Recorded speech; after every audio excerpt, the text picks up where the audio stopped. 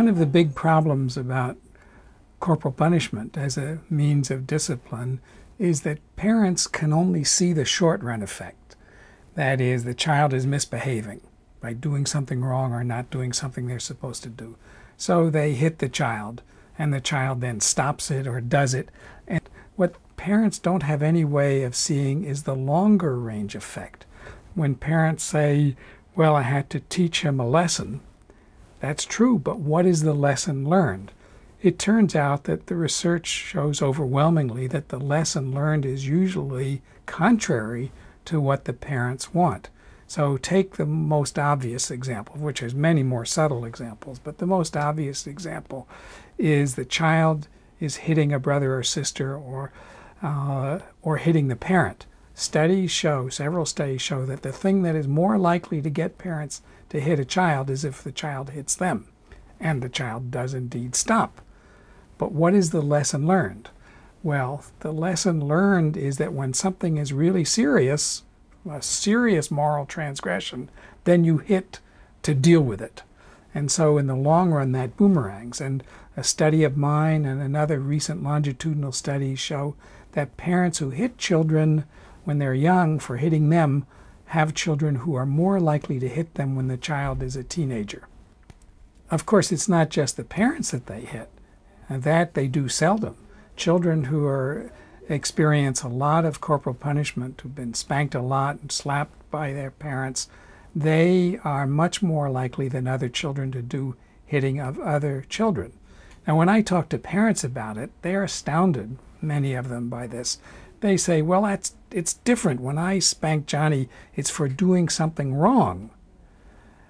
And they just don't visualize that when Johnny hits another kid, it's not because any more than with them. They just don't walk up to the child and hit them, the parents. And children seldom just walk up to another child and hit them. It's because the other child is doing something seriously wrong as the child sees it. Like, you've taken all the dolls and you won't give me even one. That's a serious crime in a little child's life. And if they've learned that the way you deal with serious misbehavior is to hit, when they encounter another child who takes all the dolls and won't give me even one, the temptation to deal with that by hitting the other child is very strong. Or you're squirting water at me and you won't stop. These are typical little things. Or in the case of a teenager, you've insulted me. And when it's a serious insult, then whammo. So a basic problem with corporal punishment is that it models violent behavior.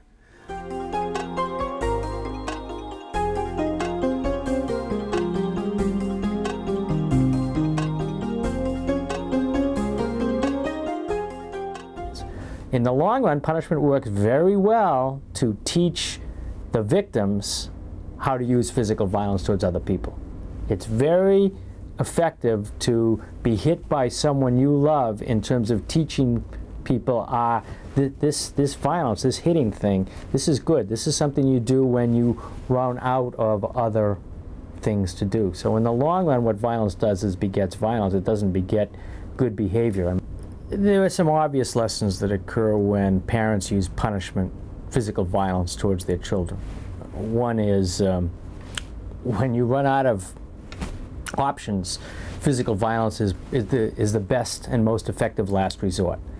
There's a modeling that goes on, the old Albert Bandura Bobo doll modeling, where, well, you know, people don't have a lot of parents in their life, and so they learn how to deal with novel situations by going back to what their parents did, and they mimic or imitate their parents.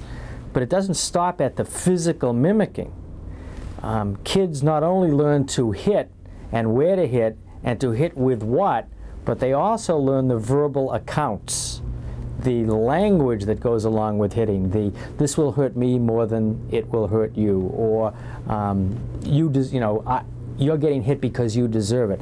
That perhaps is one of the most effective aspects of physical violence towards kids, is kids are hit and then told, you're hit because you were bad, you're hit because you deserve it. So there's a moral justification that comes along with the hitting. Much different than if I got hit in a bar or if I got hit on the street. There's no moral justification in that lesson. All I get is pain. But if I get pain in the home, and then the pain is followed up with, this happened to you because you deserved it, and it will make you a better person, you'll learn that violence is appropriate under certain conditions and is morally justifiable. And then lastly, of course, you can learn the very important lesson, that is that big and powerful people can hit smaller and less powerful people.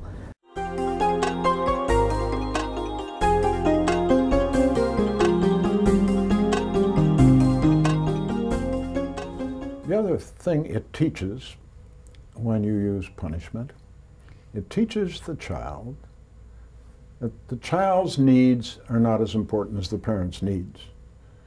It teaches